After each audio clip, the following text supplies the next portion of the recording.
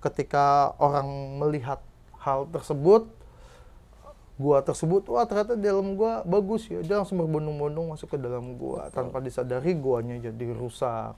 Ngerusak gua berarti ngerusak ekosistemnya. Betul. Seperti itu. Karena gua sendiri kayak tadi Mas bilang punya ekosistemnya sendiri kan, Betul. jadi treatmentnya harus berbeda nih, nggak semua orang memahami bahwa mungkin dipikir oh gua horizontal biasa, kita jalan aja, masuk aja, sembarangan aja Udah di kayak dalam masuk ke bisa. gua Jepang gitu Betul. ya, tinggal masuk-masuk aja, Iya, padahal ternyata enggak. treatmentnya beda karena Betul. lagi-lagi di dalamnya tuh ada ekosistemnya tersendiri. Kita harus tetap Siap. menjaga itu ya Mas ya. Iya.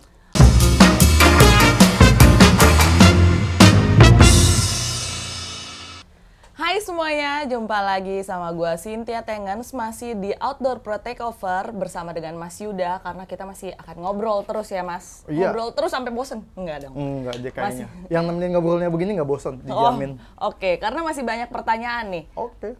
Pertanyaan Saya masih- pertama di episode yang ini, upaya apa sih yang sudah Mas Yuda dan tim lakukan untuk memperkenalkan caving ke masyarakat halayak luas yang sekarang menggilai dunia outdoor nih Mas?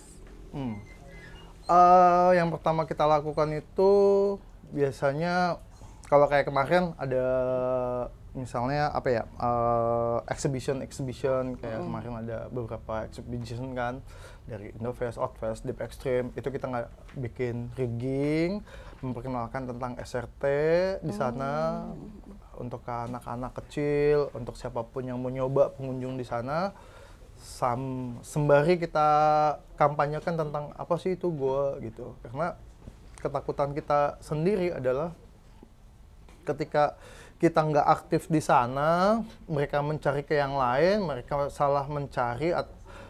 Kalau masih mencari, oke lah ya, nyari gimana caranya untuk bisa caving gitu, masih bisa dapat guru lah, dapat orang yang menemani, yang mengajari misalnya. Tapi kalau tiba-tiba mereka langsung ke sana sendiri kan itu juga lebih parah ya. Betul, berbahaya ya. Berbahaya banget, makanya kita coba juga mengenalkan, memasyarakatkan tentang speleologinya tuh seperti ini loh gitu. Yang benar itu nanti tata caranya itu seperti ini loh. Nah kebetulan dari beberapa tahun yang lalu kita melakukan hal tersebut, antusiasnya secara bertahap naik signifikan. Jadi mereka tertarik tentang apa sih SRT, kenapa saya harus SRT, apa sih caving, kenapa harus caving misalnya, kenapa mau belajar caving aja harus belajar tentang speleologi gitu.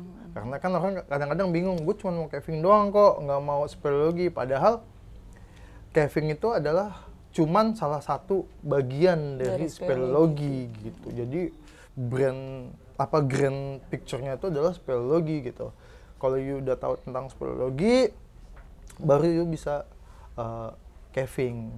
Sebenarnya tuh kayak gitu. Jadi kita udah nyoba seperti itu, terus juga pernah juga kita dengan TV-TV, acara-acara petualang, kita coba berkolaborasi dengan mereka, tapi kita minta dengan skenario yang baik, tentang nggak cuma sekedar nih enak loh jalan di goa gitu, nggak, tapi ini loh kalau mau jalan di goa harus safety-nya tuh kayak gini, keamanannya tuh kayak harus gini. ada edukasinya tetap Betul, ya, tetap dan harus ada informasi yang edukasinya. benar. Betul, biar nggak cuman orang nanti kayaknya kemarin ngeliat nih di TV iya, kayaknya yuk, enak cus deh. kesana, Kayaknya gitu.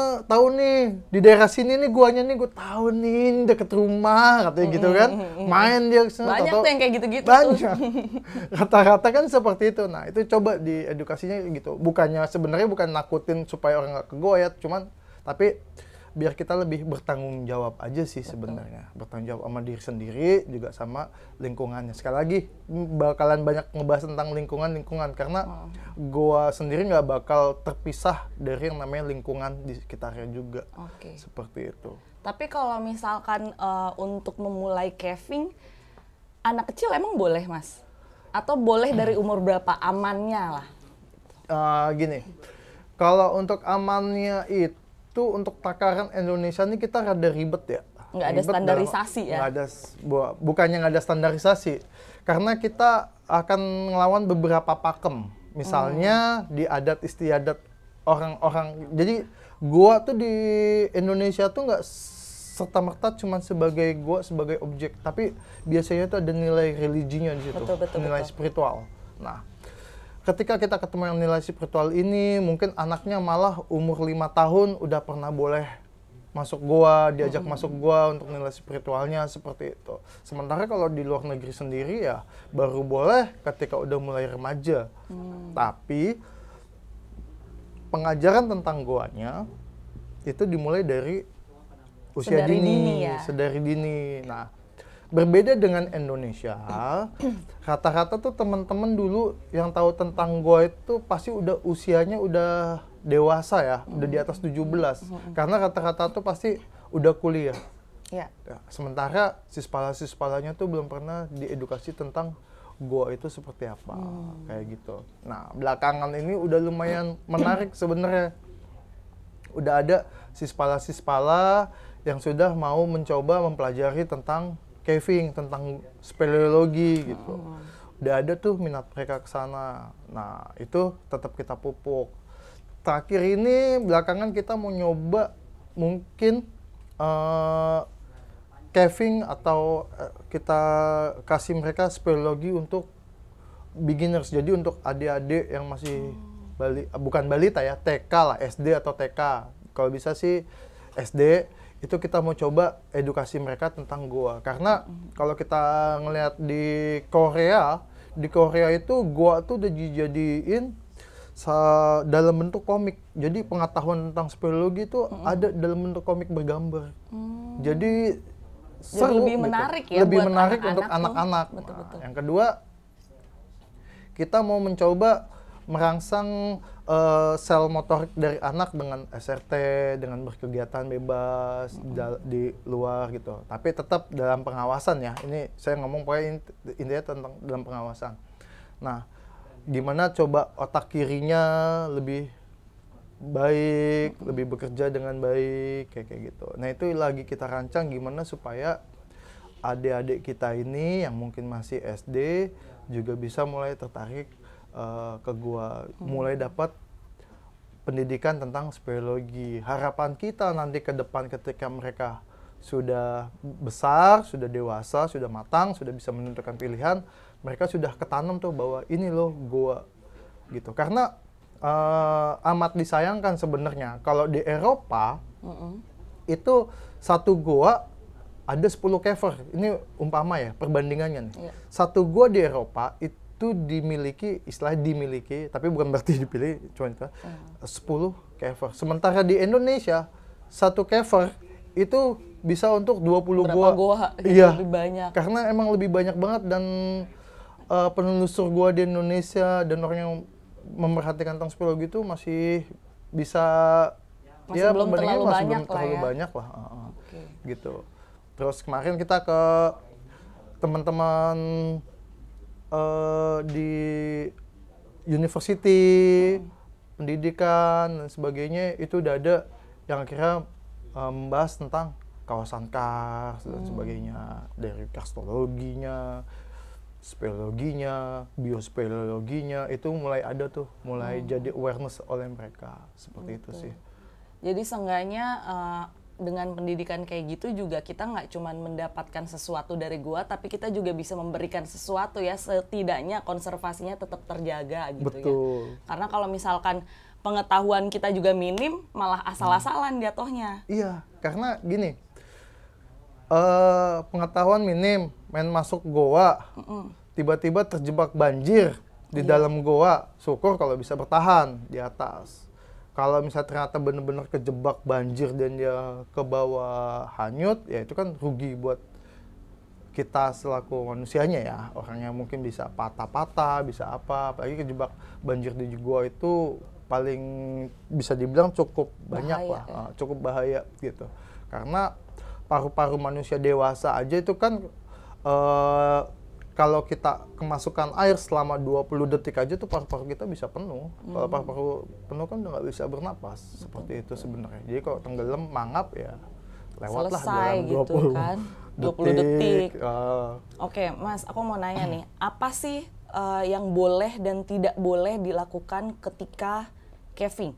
Nah, sebenarnya kalau mau dibahas apa yang boleh dengan tidak boleh yang dilakukan di caving itu, teman-teman tuh sebenarnya udah familiar banget.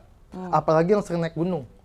Secara nggak sadar, sebenarnya mereka itu telah menggunakan motonya atau kode etik yang dipertahankan di speleologi. Mbaknya pasti pernah dengar tentang dilarang membunuh sesuatu kecuali waktu. Di gunung tuh biasanya ada tuh Taman Nasional, quotes gunung ya. Masalahnya mereka tidak mencantumkan quotes itu diambil dari mana. Sebenarnya quotes itu pertama kali ada itu dari NSS, National Speleology Society. Itu istilahnya federasi cavingnya di speleologinya di Amerika. Nah, dari sana akhirnya dijadikan moto secara global, mendunia. Jadi setelah mendunia, kita pun mengadopsi hal tersebut. Jadi kill nothing but time, terus leave nothing but footprint, sama take nothing but picture kayak gitu. Jadi nggak boleh membunuh sesuatu kecuali waktu kalau di dalam gua, nggak boleh meninggalkan sesuatu kecuali jejak kaki. Sekarang tuh ditambahin jejak kaki yang diletakkan secara bertanggung jawab. Betul, jangan loncat-loncat dalam Jangan gua. loncat-loncat dalam gua, misalnya gitu. Atau itu. ada speleotem yang baru tumbuh masih kecil-kecil main diinjek aja kayak gitu. Itu juga dilarang atau diambil. Nah, take nothing but picture itu maksudnya tuh nggak boleh ngambil apapun di dalam gua kecuali gambar gitu. Jadi 3 utamanya tuh adalah kode etik kita tuh di 3 yang ini gitu. Dari situ nanti berkembang. Kalau kita udah mengerti di 3 yang ini pasti berkembang. Makanya ternyata itu sekarang di Indonesia orang-orang konservasi pun menggunakan hal tersebut. Makanya banyak di quote-quote di gunung tuh. Iya, quotes Pasti di kalau yang suka naik gunung, Instagram. Quotes di mana-mana tuh. Nah, itu aslinya adalah quotes yang moto yang digunakan oleh orang-orang speleologi gitu. Hikaspi sendiri menggunakan hal tersebut jauh sebelum akhirnya di Quotes tersebut iya, eksis ya. eksis gitu. Jadi makanya kalau ditanya do and don'ts-nya apa? Udah pada tahu kok karena udah ada semuanya, cuman nggak sadar bahwa itu sebenarnya awalnya dari speleologi, dari komunitas speleologi gitu. Oke Mas, sekarang Mas tolong ceritakan pengalaman pribadi Mas nih waktu ekspedisi menyusuri goa. Kita pengen denger. Ini mau yang pengalaman apa? Mistis? Biasanya nih mistis nih yang paling banyak pengen nih ya. Paling banyak seru tuh katanya mistis kalau ada hubungannya dengan harus mistis. di kameranya harus wow gitu. Boleh dari yang mistis dulu. Yang biar mistis. ada bumbu-bumbu mistisnya. Ya sebenarnya balik lagi ya. Di masyarakat Indonesia gua tuh punya tempat tersendiri di hatinya mereka secara spiritual dan religius.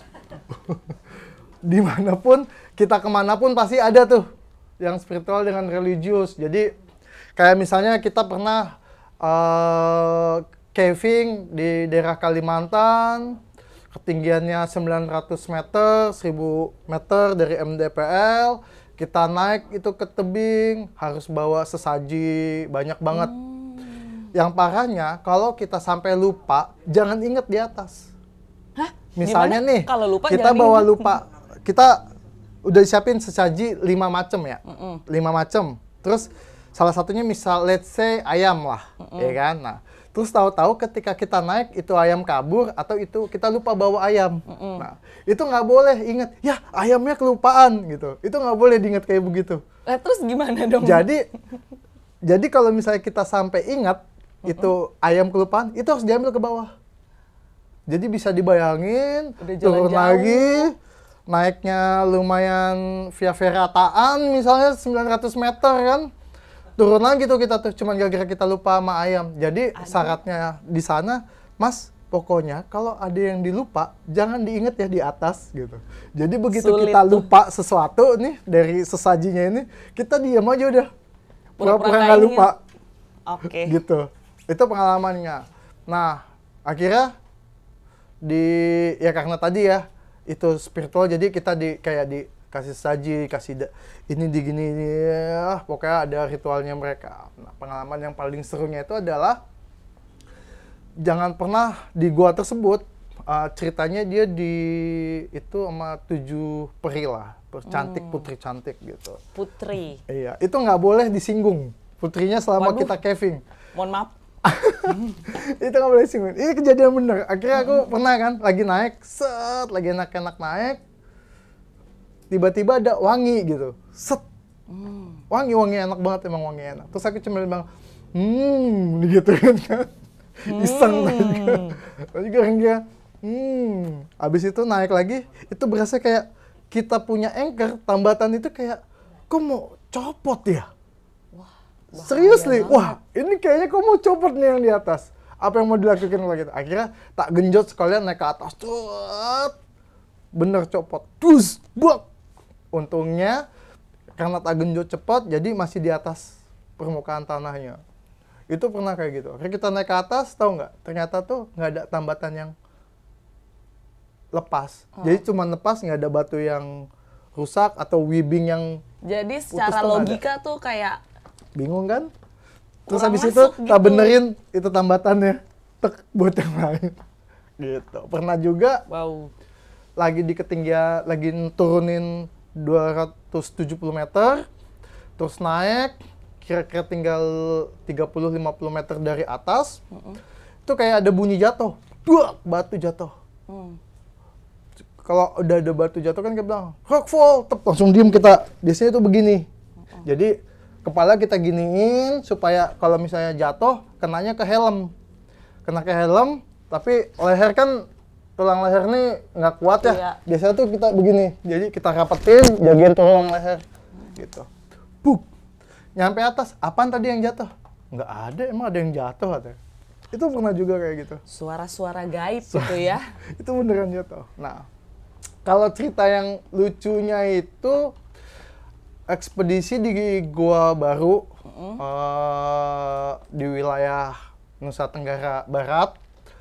Jadi kita ekspedisi ke sana, ada salah satunya tuh namanya Ompu Heso. Ompu Heso ini dia bisa dibilang orang sekitar yang sering keluar masuk gua. Nah, gitu kan. Ya kita minta di-guiding lah karena dia yang mengenal tentang gua tersebut kan. Kita minta di-guiding, terus karena memang orang lokasi sekitar ya, sama ular kan nggak takut. Kalau kita kan ngeliat ular masih mikir dulu ya. Ini ular ada di gua gitu. Guanya berair, ularnya. Nah, kita mau masuk itu ruangannya tuh cuma begini doang nih. Ini air, jadi pas kepala tuh cuma segini, ini udah mentok nih. Sama ada pintunya gitu, ini udah mentok begitu doang. Nah, si Empu Heso itu dengan enaknya, gampangnya ngambil bambu, ularnya diginiin dong. Cuma digituin doang, diputerin sama dia. Bestik ternyata. Iya. Terus kita yang masih di air, kan kita bingung ya, ularnya mau kemana nih? Begitu ularnya kita, itu semua pada loncat nyari daratan yang aman. Karena takut digigit sama si ular tersebut. Dia bilang, kenapa mas? Katanya, ini nggak apa-apa kok, ularnya teman-teman. Iya teman nama bapak sama kita. Gitu bilang. Kan dibilang bestie ternyata ya. Kalau dia bestian lah kita. Kan nggak. Nah, itu salah satu yang ya mau dibilang lucu juga gimana ya, tapi yang menakjubkan adalah setelah keluar dari si lorong kecil tadi, itu ada gede lagi, terus terakhir tuh kita nemu air terjun dan ada kayak ngarainya, tapi ngarainya tuh dari tanah liat gitu, dari tanah, dan itu lumayan luas. Air terjun dari tanah tapi? Bukan, jadi sininya air terjun, sebelah sananya itu ada kayak ngarai gitu loh, kayak tapi dari tanah, jadi kita itu situ tuh tanah semua. Dan itu lumayan luas, ngiterin aliran sungainya tersebut. Jadi dengan caving juga sebenarnya melihat hal-hal yang tidak mudah dilihat oleh orang lain ya. Dan kalau udah ngeliat gitu pasti langsung jatuh cinta, mau nyari lagi yang lain. Serius, karena gini, setiap gua itu karakteristiknya berbeda, keindahannya berbeda. Iya. Adrenalinnya udah pasti berbeda. Kayak gitu. Jadi kalau kesini, udah pernah masuk ke gua sini, paling kayak gitu aja. Oh, belum tentu. Pasti gitu. bisa beda ya? Pasti bisa beda, karena gini, di gua wisata, orang tuh cuma lihat pas kita masuk ke gua kering, keluar dari gua basah. Orang tuh bingung, orang pengunjung yang lain itu nggak ada yang basah, kita kenapa basah, kata dia kan. Nggak apa-apa bu, kita cuma main air doang di sebelah sana gitu. Bilangnya gitu, padahal sebenarnya di balik itu gua ada tempat yang cuman kita ketahui, nggak kita buka buat wisata, orang lain. Di lokasi wisata nggak kita buka buat yang lain karena butuh skills yang lebih lagi, dan itu menarik banget, air terjunnya banyak gitu. Terus belum lagi saya pernah lagi ekspedisi 12 hari untuk 12 gua dari Jawa Timur sampai ke Jawa Tengah, sampai ke Gombong. Itu kita nemu salah satu, ini emang dahsyat, ini gua terkenal, cukup terkenal di kalangan caver, terutama caver luar ya. Nah itu di gua tersebut, pertama kita cuma ngikutin arus air doang, habis itu manjat satu air terjun, yang kedua air terjunnya tuh yang sebesar-besar air terjun yang ada di luar, dan itu debitnya kenceng banget. Padahal di dalam gua. Padahal di dalam gua itu ada di wilayah Jawa Tengah gitu. Okay. Wilayah pasti. Sekarang kalau nggak salah udah ada yang buka trip ke situ, tapi cuma sampai air terjun yang pertama, nggak sampai di jam Ulysses, bukan sampai di yang Superman-nya. Jadi kasih nama Superman tuh. Nah itu harus manjat dulu, air terjunnya mantep lah pokoknya. Berarti kalau saya pengen ikut kayak gitu harus belajar dulu ya? Iya. Harus punya skill dulu nih, baru bisa diajak ke tempat-tempat yang ekstrim itu ya. Yang eksotisnya kalau kita bilang. Eksotis, betul. Ekstrim karena tidak tahu. Betul. Tapi kalau udah tahu, udah seneng, pasti doyan deh. Jadi eksotis ya. Jadi eksotis. Jadi ya gitu, kalau di gua tuh yang kita pasti nutup untuk yang wisata ya, khusus untuk wisata, di zonasi wisata aja, walaupun itu wisatanya wisata minat khusus. Selebihnya tuh nggak akan dibuka karena mungkin di situ udah butuh skill tambahan. Betul. Gitu. Oke Mas, sedangkan kalau kegiatan caving ini kan resikonya banyak. Betul. Apalagi karakteristik gua ini beda-beda, bahayanya juga beda-beda. Apa sih yang membuat Mas masih bertahan menjadi caver? Ini bahkan menginfluence yang lain untuk yuk caving gitu. Jadi ini pertanyaannya yang mungkin paling susah dijawab kalau ditanya sama caver. Jadi gini, kalau misalnya kita ada pelatihan, kursus-kursus dasar di HIKSP gitu, sama teman-teman yang mau ikut kursus itu, prolognya kita pasti kita tanya, ngapain sih pada ikut caving gitu kan, ikut kursus kita, mau nyoba jadi caver lah, masuk ke gua ngapain, nggak enak, ada lumpur dan lain sebagainya gitu kan. Mendingan di rumah, diem, tidur ya kan, makan, nyaman, enak. Nah, terus udah gitu, biasanya tuh mereka balikin ke kita. Lah terus masnya ngapain gitu kan? Kalau nyuruh kita jangan jadi caver, masnya ngapain terus jadi caver ya? Kita cuman bilang, telanjur basah, udah kecemplung gitu. Jadi kalau ditanya nikmatnya apa, itu ada, jadi gini Mbak, ketika kita itu jalan jadi leader nih, misalnya saya lagi jadi leader masuk ke gua, apalagi itu gua yang baru ya, itu ada keindahan tersendiri ketika kita tuh adalah orang yang pertama kali ngeliat itu lorong. Jadi cahaya senter kita itu cahaya yang pertama kali masuk ke lorong tersebut. Itu ada sensasi yang dipicu mungkin oleh adrenalinnya, jadi itu sensasinya itu keluar. Itu punya perasaan tuh gimana ya? Euforia dan itu kayak bangga kayak gitu. Yang kedua adalah ketika keluar dari gua. Misalnya nih, kita dapat gua horizontal, terus mulut guanya tuh tipikal joint venture. Joint venture tuh bukan begini sih sebenarnya, tapi lebih unsimetris gitu ya. Itu kita keluar, terus menatap udara di luar itu, apalagi kita masuk pagi, keluarnya sore, itu ada perasaan kayak gimana ya kalau kita bilang tuh kayak reborn gitu, kayak kita tuh dilahirin lagi gitu, jadi manusia yang baru. Wah enaknya ya ternyata gitu. Jadi tuh sensasi hidup kembalinya tuh, lahir kembalinya tuh, itu bisa kita dapetin gitu. Itu adalah salah satu yang bikin kenapa kayaknya kalau caving tuh enak ya. Kenapa kita tuh masih bertahan sampai sekarang tuh tetap melakukan penelusuran gua dan sebagainya. Itu yang membuat tetap bertahan ya, sensasi-sensasi, kemudian adrenalinnya walaupun berbahaya. Tapi setidaknya walaupun tahu berbahaya, resikonya apa, kita mengerti ilmunya, dilakukan dengan aman, tetap bisa menjadi olahraga yang bisa dijalani terus-menerus ya Mas. Betul. Nah kalau soal berbicara resiko kecelakaan dalam goa nih Mas, biasanya paling sering tuh resiko kecelakaan apa sih Mas? Dan kalau misalkan amit-amit jangan sampai kalau itu terjadi, penanganannya seperti apa penanganan pertamanya? Jadi gini, di charts kita, caving itu jadi ada beberapa olahraga ekstrim ya atau petualangan yang punya charts fatality-nya tuh cukup tinggi. Caving itu di 35 sampai dengan 40. Diving itu 40 sekian. Yang paling tinggi itu sebenarnya justru cave diving. Cave diving itu di atas 55% kalau nggak salah. 55%. Jadi fatality-nya tuh sampai dengan 55%. Nah, kecelakaan yang paling sering terjadi kalau di caving itu bisa tenggelam, bisa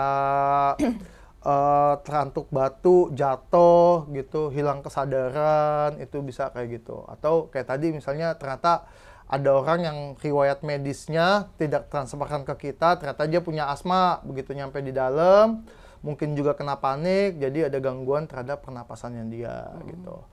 Nah, penanganannya bagaimana? Setiap anggota tim, kalau udah di tim kita itu memang udah dikenal dengan self rescue, mulai dari misalnya blackout, atau kita ambil contoh blackout di lintasan nih. Mungkin entah kecapean atau bagaimana tiba-tiba dia blackout, pingsan di tengah lintasan. Nah, itu beberapa pernah terjadi, pingsan di tengah lintasan. Nah, orang-orang yang di atas dengan yang di bawah ini biasanya emang udah di tiap individu udah dikasih pengetahuan tentang cave rescue. Minimal tuh PPGD lah istilahnya ya, pertolongan pertama pada gawat darurat. Nah, dari self rescue tersebut dia langsung ditolong, bisa dibawa, bisa ke atas kayak gitu. Nah, pengalaman saya yang paling sering itu sebenarnya bukan yang paling sering ya, yang berapa saya tanganin gitu, sesak napas, tiba-tiba dia sesak napas, mungkin karena panic atau apa. Itu biasanya kalau kita tuh bikin inhaler buatan kalau misalnya untuk yang sesak napas tersebut gitu. Sesak napas, bikin inhaler buatan dari bisa dari kain, bisa dari kaos, dikasih apa namanya air, kalau itu gua berair atau pakai air minum kita, tinggal dikipasin, jadi lumayan dia dapat oksigen tuh. Gitu. Terus ada juga biasanya tuh tentang kedinginan, hipotermia, itu biasanya tuh ada tuh. Nah, makanya untuk hipotermia ini sesehat apapun bisa jadi mungkin kita karena capek dan lain sebagainya akhirnya kena dingin. Nah, salah satu peralatan wajib yang sebenarnya tadi helm, itu di dalam helmnya dulu tuh kita tuh selalu nyelipin yang namanya aluminium foil atau thermal blanket tuh yang buat survival itu biasanya tuh kita wajib ada itu. Jadi langsung ada di sini. Di helmnya tuh disisipin. Kalau helm caving itu beda ya sama helm climbing ya. Jadi karena ada ruang lagi, nah itu bisa dimasukin di situ. Itu biasa dimasukin di situ.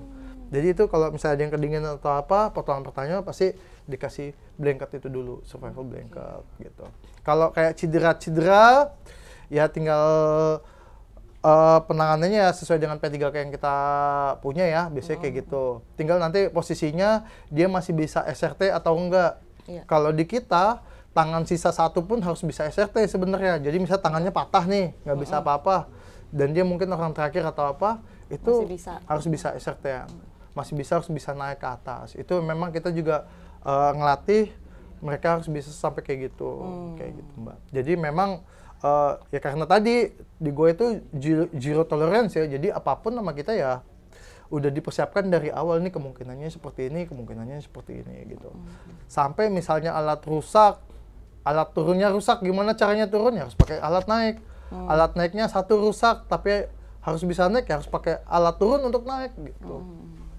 Nah Mas, kalau yang aku lihat dari obrolan kita tadi adalah teman-teman caver ini sangat berbaik hati lah untuk membuka tempat wisata yang juga baik untuk para wisatawan dan juga menjadi substitusi dari hal-hal yang bisa merusak ekosistem kita. Betul. Ya kan? Nah, kalau dari Mas sendiri punya pesan nggak buat teman-teman di rumah, apa sih yang harus kita lakukan supaya bisa menjaga lingkungan kita dan ekosistem kita? Kayak yang tadi mungkin contohnya salah satu kayak yang teman-teman caver lakukan ini. Pesannya untuk menjaga lingkungan kita ya. Jangan membuang sampah sembarangan. Itu bener loh. Itu bener. Itu hal yang simple tapi jarang dilakukan. Ya sebenarnya bukan jangan membuang sampah sembarangan, jangan membuang sampah. Iya, betul. Udah itu aja, gitu. Kalau ini saya ngambil dari quote dari teman saya ya. There's no social revolution without personal revolution. Artinya kalau kita mau merubah kondisi sosial kita, masyarakat dan sebagainya tuh kita harus mulai dari diri kita sendiri dulu. Karena dengan kita memulai dari diri kita sendiri dulu, kita bisa menjadi contoh, orang lain akan mencontoh. Orang lain mencontoh, nanti itu akan tersebar lebih banyak lagi. Sebenarnya tuh seperti itu. Itu tuh quotes of the day ya. Quotes of the day. Oke, terima kasih Mas. Kita masih akan ngobrol, kita akan break sejenak dulu. Jadi tetap saksikan Outdoor Pro Takeover. Aus.